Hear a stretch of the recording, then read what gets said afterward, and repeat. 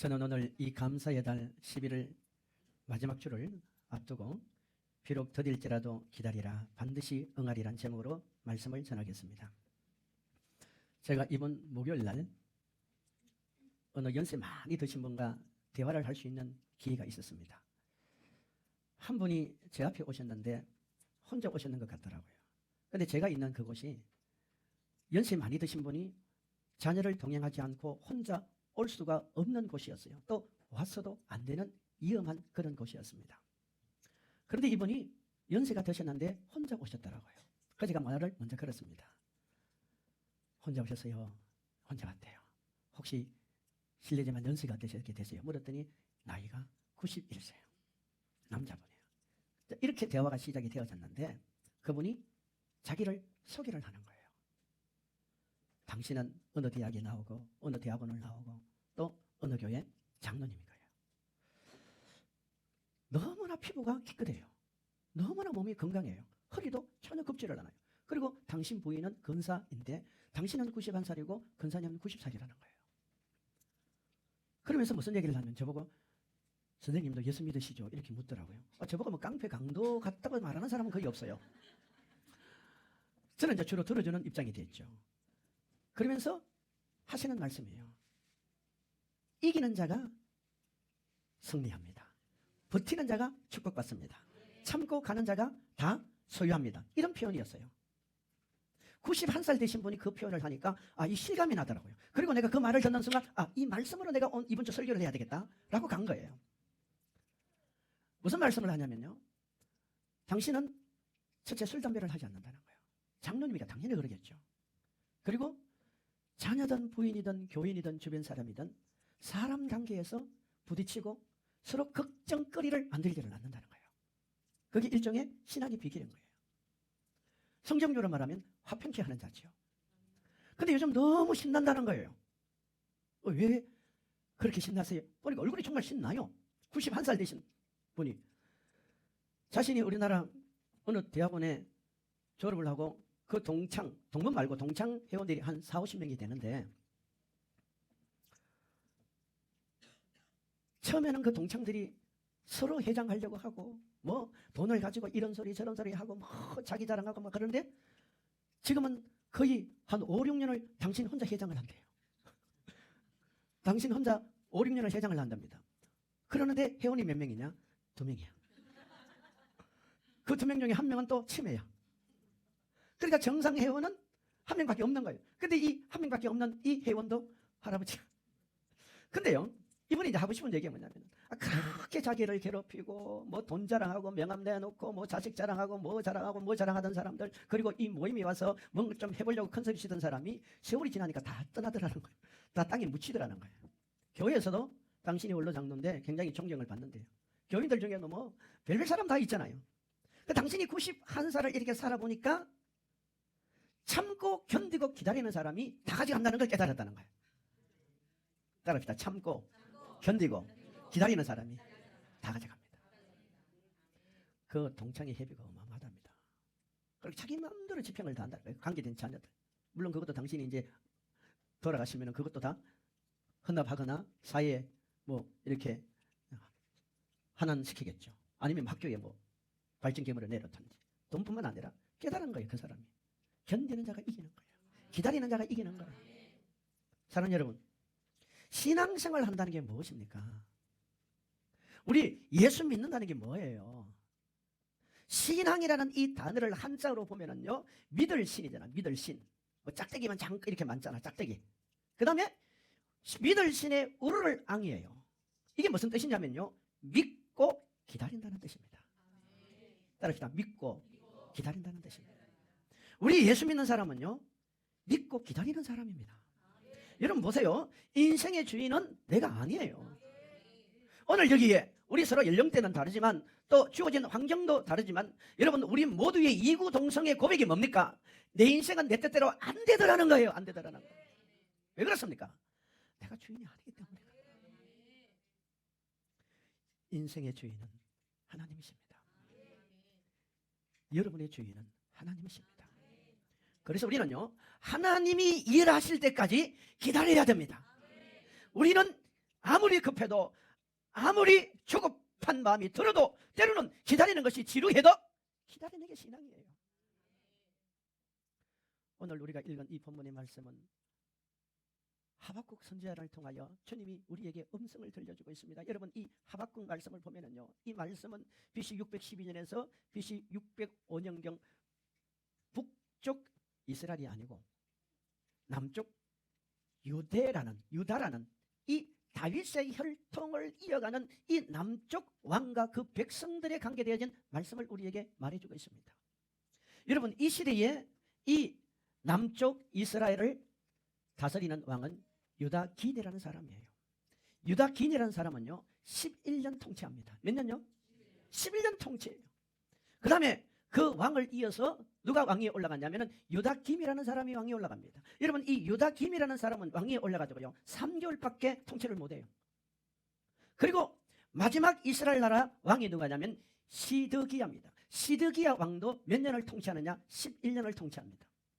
자, 이쯤 되어지면 여러분 어떤 생각이 듭니까? 아, 그 시대가 급변하는 시대였구나, 안정되지 못하는 시대였구나, 이런 생각을 우리가 하게 되는 거예요. 어떤 면에서 보면은 지금 우리나라와 거의 흡사한 시대예요. 그러다가 586년에 이 남쪽 유다는 바빌론에 의해서 망해버립니다.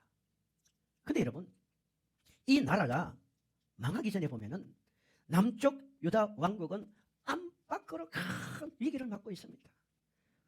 국내적으로는 이 왕인 유다긴이라는 이 왕은요 불의를 행합니다. 불법을 자행하고 불의를 행하고 부정과 패역을 일삼는 일에 아주 선수가 되어 있었어요. 어떤 면에서 누구와 비슷한 그런 경우입니다. 그렇다면 여러분, 그 왕을 보좌하는 위정자나 지도자들은 정의를 추구하고 법을 지키려고 하고 바른 길을 가려고 정말 민생을 챙기고 국민들과 백성들을 위해서 그렇게 자신의 직분들을 감당해야 될 그런 사람들임에도 불구하고 이들마저도 여러분 부정과 패역을 자행할 뿐만 아니라 백성들의 것을 착취하고 겁탈하고 빼앗고 그러면서 자기 배만을 불리는 이런 일을 행하고 있었습니다. 그렇다면 여러분, 백성들은 어떻게 했을까요? 우리가 흔히 말하는 대로 윗물이 맑아야 아랫물이 맑다는 말대로 윗물이 맑지 않으니까 아랫물이 맑을 수가 없는 거예요. 그러니까 백성들은 교회도 있고 선지자도 있고 제사장도 있고 예비도 있었지만은 그들은 신앙적으로 타락해버립니다. 즉 예비도 드리면서 우상숭배도 하고 우상숭배도 하면서 세상 사람들이 행하는 그 죄짓는 일을 자연스럽게 마치 자신의 삶을 살아가는 것처럼 그렇게 받아들이고 살아갑니다. 그러다 보니까요 윤리와 도덕적으로 어떻게 되었어요? 윤리와 도덕은 완전히 밑바닥 땅바닥에 떨어져 버리는 거예요. 이걸 지금 누가 보고 있어요? 하박국 선지자가 보고 있잖아. 하박국 선지자가 보고 있잖아. 그 하박국 선지자가 이런 시대적 상황과 자신의 왕과 자신의 정치적인 지도자와 종교 지도자와 그리고 백성들을 향하여 바라볼 때 아무런 희망이 없는 거예요. 그러면서 속에서 마치 용광로처럼 자신의 마음속에 불만과 불평과 원망과 한숨이 끊임없이 올라오면서 뭐라고 말합니까? 하나님은 정의로우신 하나님, 하나님은 거룩하신 하나님, 하나님은 지금도 살아계신 하나님, 하나님은 의를 사랑하시고 죄인을 심판하시는 하나님이 왜 저들을 그냥 내버려 두십니까? 라고 지금 반문하고 있는 거예요. 우리 그런 마음 들 때 많이 있잖아요. 뭔가 하나님이 손이라도 좀 대주시든지 하다못해 번개를 떨어뜨려가지고 심판을 좀 해주시든지 뭔가 좀 해주기를 바라는데 하나님은 잠잠히 기다리고 계십니다. 마치 지금 성주에서 밤에 그 성을 지키고 나라를 지키는 파수꾼같이 그 파수꾼이 차갑고 추운 그 바람을 이겨내며 그 졸리는 자신의 육체적인 한계를 이겨내며 이제 새벽에 동이 터서 누군가 자신의 그 파수꾼의 역할을 대신 교대해 줄 사람을 기다리듯이 이 파수꾼이 성류에 서서 새벽을 기다리듯이 하박국은 잠잠히 하나님의 역사를 기다리는 거예요. 성도 여러분, 기다림은 쉬운 것은 아닙니다. 기다림은 결코 우리가 이건 마음의 평강과 기쁨을 가져주는 것이 아닙니다. 기다림은 참으로 힘든 것입니다. 오늘 우리는 참을 수 없는 문화 속에 살아가고 있습니다. 기다려야 하는 시간을 견디기 어려워합니다. 조급성과 근태 사이에서 왔다 갔다 하며 원하는 것이 즉각적으로 이루어지지 않으면 불안하고 불만족스러워합니다. 일이 내 뜻대로 되지 않으면 짜증을 내거나 흥미를 잃어버리거나 계획대로 진행되지 않으면 쉽게 지치는 시대를 살아가고 있습니다. 여러분, 현대사회에서 기다림은 매우 인기가 없는 개념입니다. 우리는 끊임없이 계속 빨리 더 큰 거, 많은 거, 좋은 거 이걸 너무나 많이 듣고 너무나 많은 도전으로 우리 주변에 다가오는 이런 상황 속에 우리가 노출되어 있는 거예요. 그러다 보니까 나도 모르게 내가 계획하는 일들이 뜻대로 되지 아니할 때 마음의 압박감으로 다가옵니다. 어떨 때는 내 인생에 나 스스로 패배자인 마냥 자책으로 다가옵니다.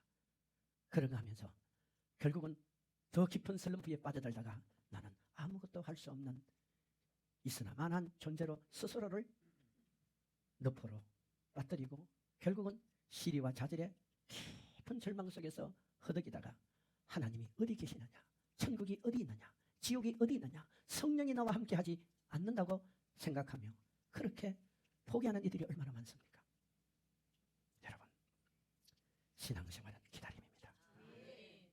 하나님은 우리가 살아가는 이 불확실한 시대, 어떤 어려운 상황에서도 여전히 하나님을 믿고 그분의 약속을 믿고 기다리는 믿음의 길을 하나님은 걸어가기를 원해요.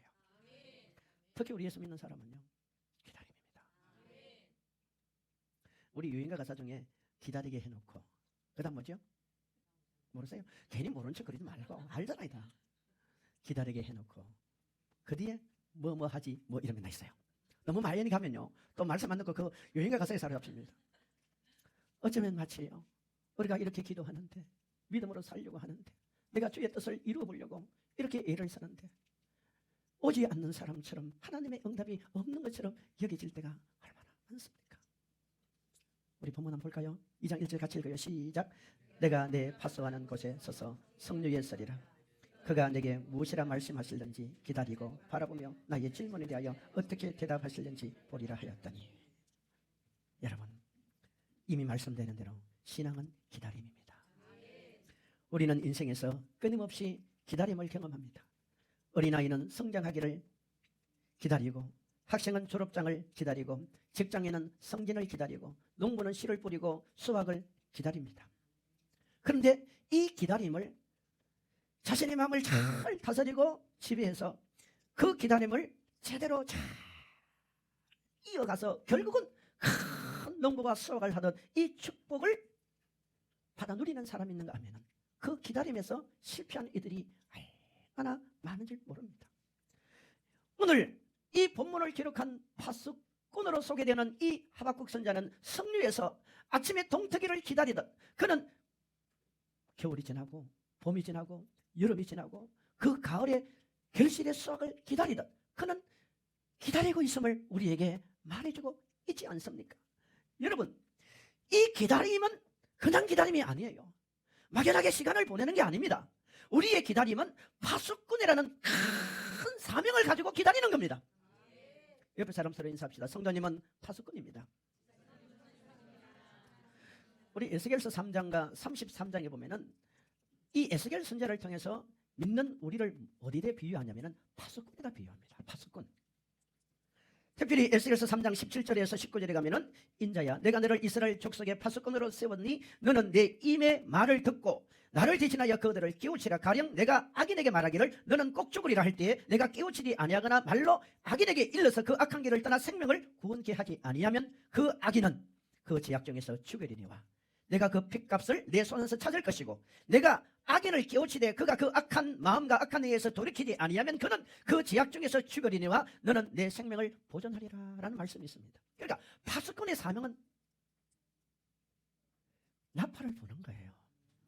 나팔을 부려야 됩니다.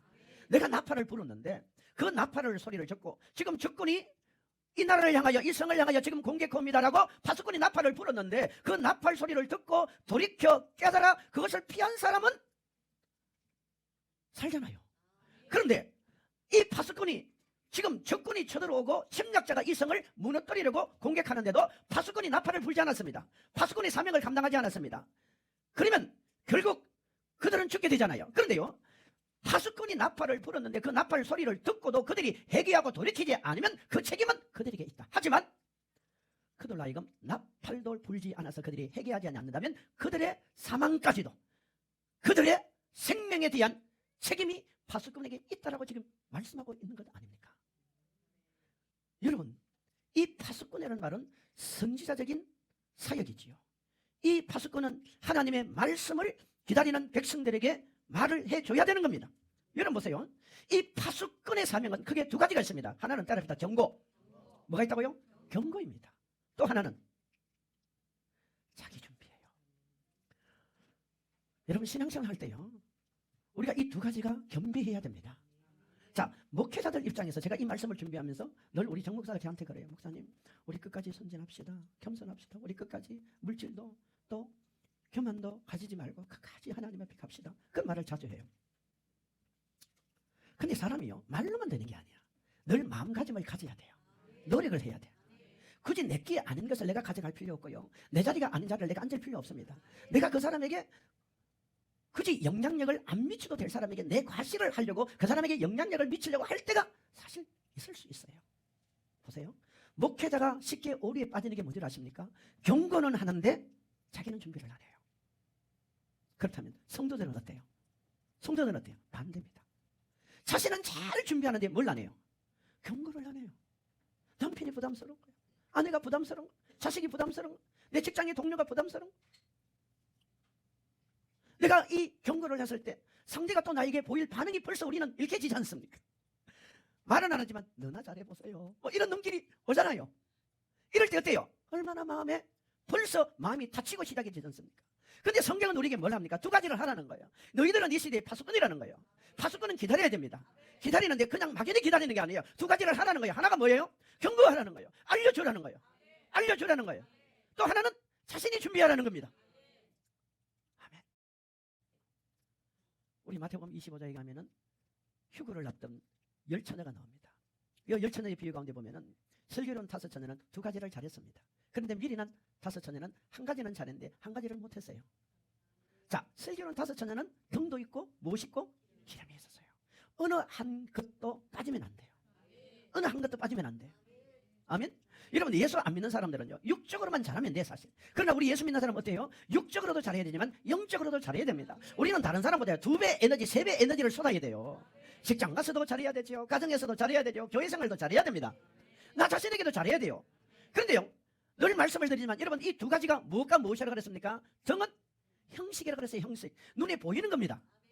아멘. 기름은 뭐라고요? 내용이라고 그랬어요. 이건 은혜예요. 성령 충만이에요. 아멘. 우리 신앙인이 기본적으로 형식적으로 지켜야 될 도리, 가야 될 길이 있고, 내가 서야 될 위치가 있고, 앉아야 될 자리가 있고, 우리가 기본적인 이런 거 있잖아, 그죠? 그것만 가지고 살아가면 바리새인이 되는 거예요. 그 종교적인 외형만 가지면 바리새인이 되잖아요. 여러분, 바리새인은 그거 못 받아요. 그 안에 뭐가 들어가야 됩니까? 은혜가 있어야 됩니다. 감사가 있어야 됩니다. 성령 충만함이 있어야 돼요. 그게 하나님과 나와의 깊은 관계가 있어야 돼요. 우리는 기다려야 됩니다. 우리는 파수꾼이기 때문에 기다려야 되는 거예요. 근데 이 기다림은 설계로 5처녀같이 형식과 내용이 있어야 되듯, 하나님은 오늘 파수꾼에게 무엇을 말합니까? 성류에서 파수꾼으로서 경고를 하라는 거예요. 경고는 외형적입니다. 복음을 전하라는 거예요. 예수를 전하라는 거예요. 여러분, 반드시 종말이 옵니다. 머지않아 휴거가 일어납니다. 지옥이 있습니다. 여러분, 천국의 왕노릇 해야 됩니다. 왕국을 지어가야 됩니다. 이 사실을 알려줘야 돼요. 저희들은요, 집회 가면 참 제가 감사한 것은요, 계시록 21장 16절 이 말씀을 목회자들도 이해를 못하는 분이 너무 많아요. 이분이 그 고백을 하더라고요. 목사님, 그 계시록 21장 16절부터 나오는 말씀을 가지고 너무 고민을 많이 했다는 거예요. 12,000 스타디온, 2,500km. 아니, 구원받은 백성이 2,500km 아니, 이 많은 구원받은 백성들 천국에 들어가서 산다? 2,500km 거리분들 여러분, 저 일본 나라 땅덩어리 길이 정도, 그 안에 어떻게 왕궁 짓고 천국 가서 왕노릇해? 이걸 어떻게 고민을 정말 많이 한 분들이 많아요. 근데 하나님께서 영을 열어줘 버리니까, 말씀을 열어버리니까 우리 쉽게 얘기를 하는 거예요. 그건 천국에 있는 새 예루살렘의 크기다. 새 예루살렘은 천국의 뭐라고요? 여러 성들 중에 대표적인 성이라는 거예요. 성경은 항상 대표성을 말합니다. 아담도 대표자입니다. 예수님도 대표자입니다. 이게요, 영이 안 열리면 안 된다니까요. 너무 고맙다는 말을 많이 해요. 생각해봐요. 우리는 막연하게 시간을 보내는 사람이 아닙니다. 여러분과 나는요, 지금 여러 가지 기도 제목을 가지고 가지만 그 기도 제목만을 생각하면은 어쩌면 우리는 내 마음의 소원이잖아요. 어떤 면에서 내 마음의 소원은 개인적인 욕심에 근거한 게 많습니다. 우리는 개인적인 소원도 있어야 되지만 그보다 더 우선적인 것은 예수 안에서 희망을 가져야 됩니다. 예를 들자면 여러분, 개인적인 소망이 뭡니까? 내가 좋은 집을 사고, 내가 좋은 학교에 들어가고, 내가 좋은 직장에 들어가고, 내가 좋은 삶 만나고, 이거 다 중요합니다. 그런데 이건 어떤 면에서 조금 방향만 달라졌고 단어만 바뀌었을 뿐이지 예수 안 믿는 사람이랑 우리랑 뭐가 다릅니까? 하나님은요, 우리가 이런 신앙생활의 수준에 머무를 것이 아니라 예수 안에서 희망을 주는 사람이 되라는 거예요. 이 희망이 뭡니까? 예수 그리스도는 우리의 구세주입니다. 예수만이 우리의 구원자입니다. 예수를 믿어야 하나님의 자녀가 됩니다. 여러분, 예수 믿어야 천국 갑니다. 여러분, 성령이 우리 속에 함께합니다. 오늘도 기도하면 응답받습니다. 이 모든 복음적인 것은 하나님의 희망입니다. 이게 파수꾼이 가져야 될 자세란 말이에요. 그렇다면 여러분, 우리가 이렇게 파수꾼같이 경고하면서 준비하면서 기다릴 수 있는 근거가 뭐냐는 거예요. 모든 것은 근거가 있어야 돼요. 여러분, 법정에서 재판을 할 때는 뭐가 필요합니까? 모든 게 근거입니다. 근거 없이는 아무 소용이 없어요. 말은 아무 소용이 없는 거예요. 아멘. 2절에 보면은 여호와께서 내게 대답하여 이르시되 너는 이 묵시를 기록하여 판에 명백히 새기되 달려가면서 읽을 수 있게 하라는 거예요. 이 묵시가 뭡니까? 엄밀히 따지면은 구약 성경 말씀이죠. 오늘날 말하면 이 묵시가 뭡니까? 하나님의 말씀입니다. 아멘. 이 하나님의 말씀을 어떻게 하라는 거예요? 어떻게 하라 그래요? 이 말씀을 기록하라는 거예요. 그리고 이 말씀을 어떻게 합니까? 판에 명백히 기록하여 판에 명백히 새기되, 같은 말이죠. 달려가면서도 말하는 거예요. 읽을 수 있으라는 겁니다.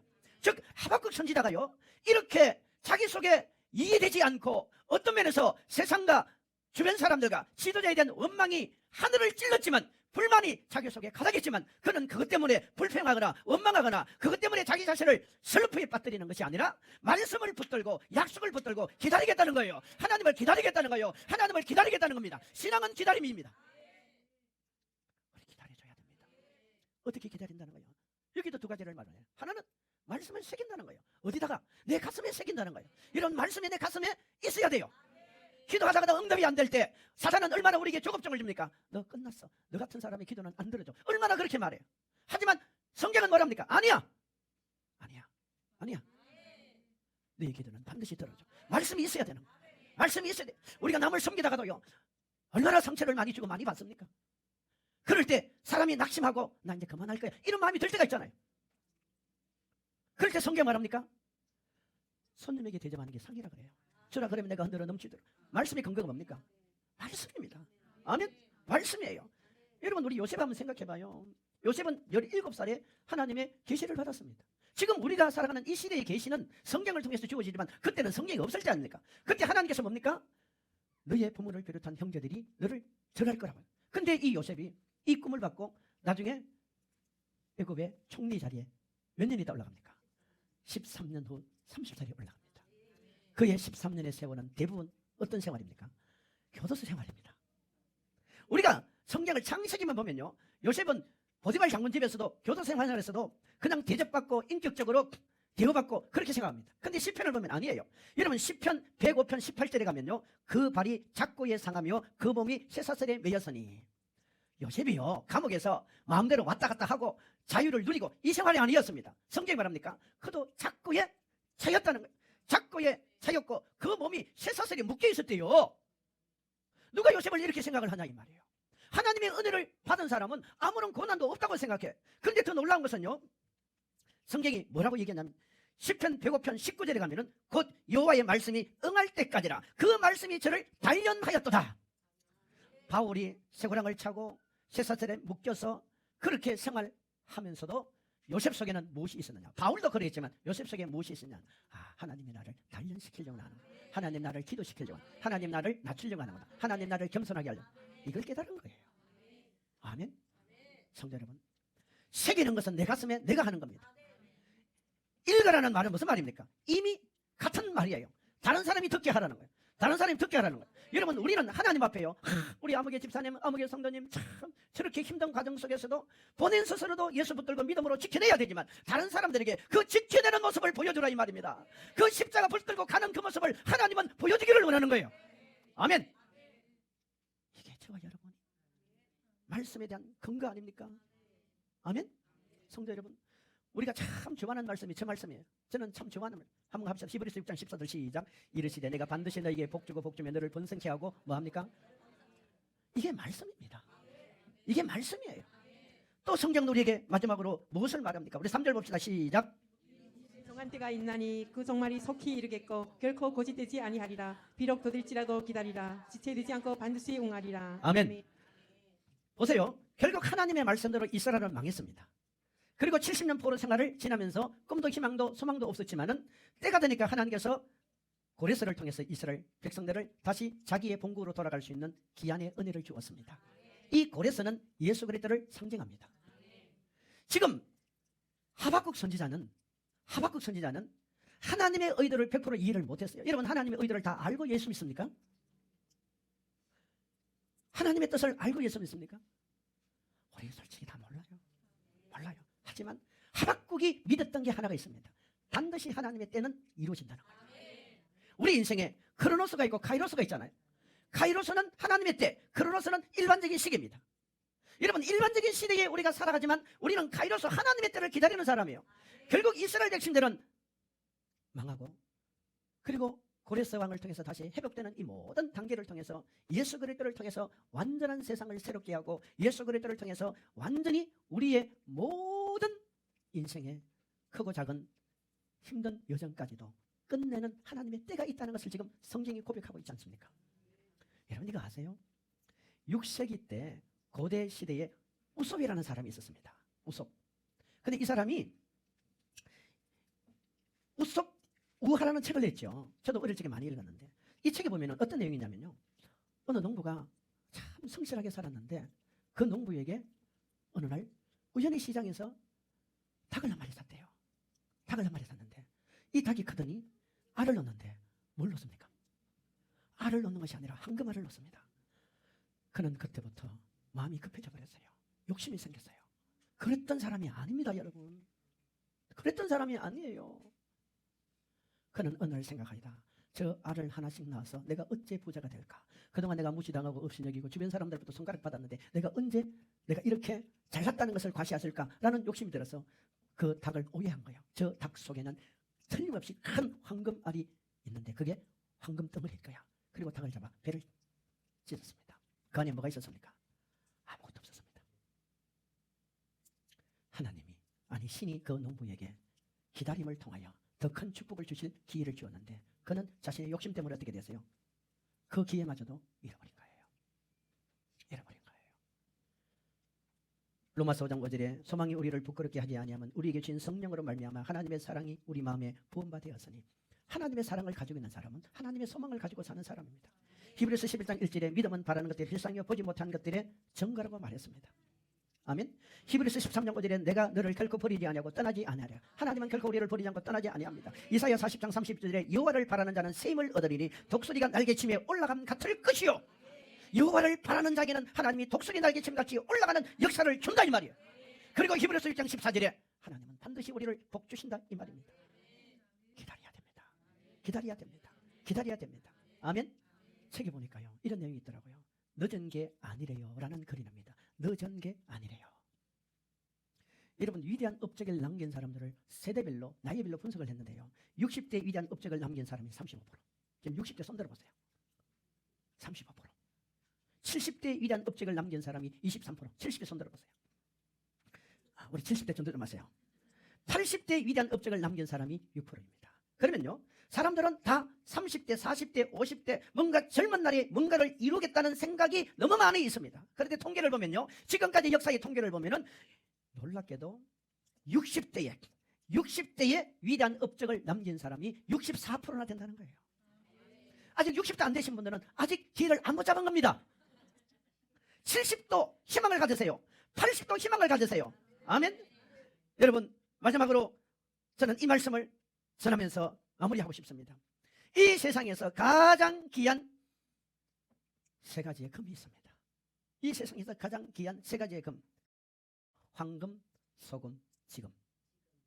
여러분 황금입니까? 소금입니까? 지금이 되기를 바랍니다. 지금입니다. 지금. 기다림은 막연한 허송세월을 보내고 시간을 허비하는 게 아닙니다. 기다림은 나를 만드는 것이고 기다림은 나를 통해 하나님을 드러내는 것이고, 기다림은 하나님의 원대한 축복이 내게 주어지는 그날을 바라보며 날마다 믿음으로 순종하며 나가는 삶입니다. 기도합시다. 하나님 아버지, 우리는 너무 조급하고 서두르는 시대를 살아가고 있습니다. 그러나 주님은 기다려라, 기다려라, 기다려라. 복음을 전하며 기다리라. 휴고 준비하며 기다리라. 세상 사람들에게 하나님을 보여주며 기다리라. 너의 영적 관리를 하며 기다리라. 반드시 예수 그리스도가 때가 되면 이 땅에 탄생한 것처럼 그 예수 그리스도는 다시 이 땅에 심판으로 오신다는 것을 기억하며 우리가 천국의 왕궁 짓고 그 상을 준비하며 기다리는 우리 성도들 되게 하옵소서.